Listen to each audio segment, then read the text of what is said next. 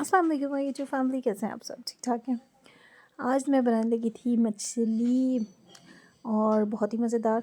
इसके लिए मैंने जो आपको पिछली रेसिपी में अपने इंग्रेडिएंट्स बताए थे ना, एक मछली मसाला बनाने का तरीका, नमक, मिर्च, हल्दी, सूखा धनिया, ज़ीरा पाउडर और लाल मिर्च 20 टीस्पून। लाल मिर्च मैंने वो 2 टीस्पून ली थी और काली मिर्च 1 टीस्पून। ठीक है, ये वाला मसाला जो है ना वो आप बना के रख लें। मैंने एक तरफ ये मसाला रखा हुआ है और ये है मेरे पास अदरक लहसुन का पेस्ट, दोनों अलग अलग हैं। काली मिर्च, हल्दी और नमक, ये हम इस मछली पे लगाएंगे और दही हमने लिया है। ठीक है जी। दूसरी तरफ जो मसाला आपको नज़र आ रहा है ना, वो है जी मछली मसाला। किसी भी ब्रांड का हम लोग वो यूज़ कर सकते हैं, आपके पास जो भी अवेलेबल हो आप उसका ले सकते हैं 1 चम्मच। इससे भी बहुत टेस्ट अच्छा बन के आता है। और इसके साथ मैंने अजवाइन ली है। ठीक है, सारी चीज़ें जो है ना तकरीबन 4 चम्मच मैंने टेबल स्पून जो है ये लिया है दही। इसमें आपने ये सारे मसाले डाल देने, जिसमें मैंने होममेड मछली मसाला भी आपको दिखाया है और दूसरा भी हम 1 चम्मच डाल देंगे। ठीक है, 1 टेबल स्पून।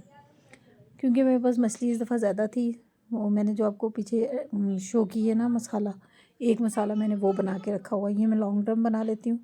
और ये जो है ना बस अब मछली आई है या कोई और अपनी चीज़ बनानी है जैसे चिकन वगैरह की मैरिनेशन में, ये दोनों चीज़ें उसमें डल जाती हैं। अब हम सब पीसेस को ना इस मसाले में कोट कर करके ना एक प्लेट में रखते जाएंगे और इसको तकरीबन 2 घंटे का आप रेस्ट दें और बेहतरीन सी मछली फ्राई करें और इन्जॉय करेंगे आप लोग। ठीक है जी। ये जो है ना ऑथेंटिक रेसिपी है, बेसन के बगैर है। मैंने आप लोगों को पहले एक दफ़ा बेसन वाली शेयर की है मछली, और लेकिन ये है कि ये मैं आपको दही के साथ शो कर रही हूँ।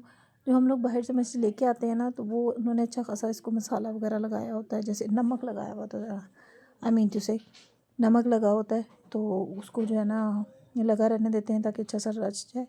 फिर उसके बाद इसको धोकर इसको ज़रा सा दबा दबा के इसका पानी जो एक्स्ट्रा एक्सेस जिसमें जितना भी इसमें वाटर रहता है ना वो रिलीज़ करवा कर इसको फिर हम लोग पकाने के प्रोसेस में लाते हैं ना।